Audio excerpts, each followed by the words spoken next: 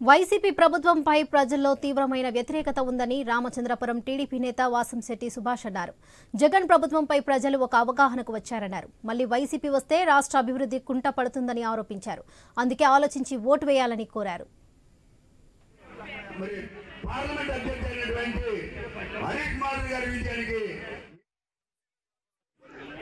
ప్రచారం చాలా హోరుగా సాగుతూ ఉంది.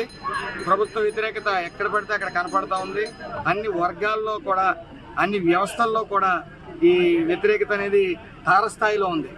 ముఖ్యంగా ఏదైతే మహిళలు ఉన్నారో, మహిళలు పూర్తిగా ఒక ఐడియాకి వచ్చారు. మళ్ళీ ఈ ప్రభుత్వం కానీ, వైసీపీ ప్రభుత్వం కానీ తెర మీదకి తీసుకుని వస్తే ఇంక మొత్తం ఈ రాష్ట్ర అభివృద్ధి కుంటుపడిపోద్ది, అలాగే భావితరాల భవిష్యత్తు నాశనం అయిపోతాయనే ఆలోచనతో వచ్చారు.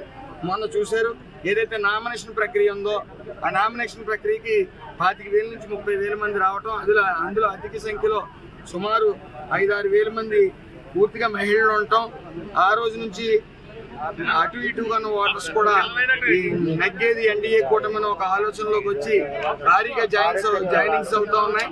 ఈ యొక్క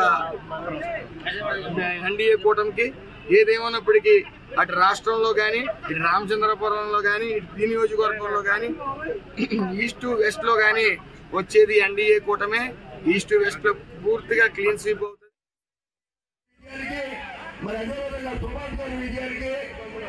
మరి పార్లమెంట్ అధ్యక్షుడు అయినటువంటి హరీష్ మాధవ్ గారి విజయానికి మీరందరూ బీసీ సామాజిక వర్గం అంతా నడుము కట్టి పనిచేసి మరి గిడ్డి సత్యనారాయణ గారి విజయానికి, మరి అదేవిధంగా సుభాష్ గారి విజయానికి, మరి పార్లమెంట్ అధ్యక్షుడు అయినటువంటి హరీష్ మాధవ్ గారి విజయానికి మీరందరూ బీసీ సామాజిక వర్గం అంతా నడుము కట్టి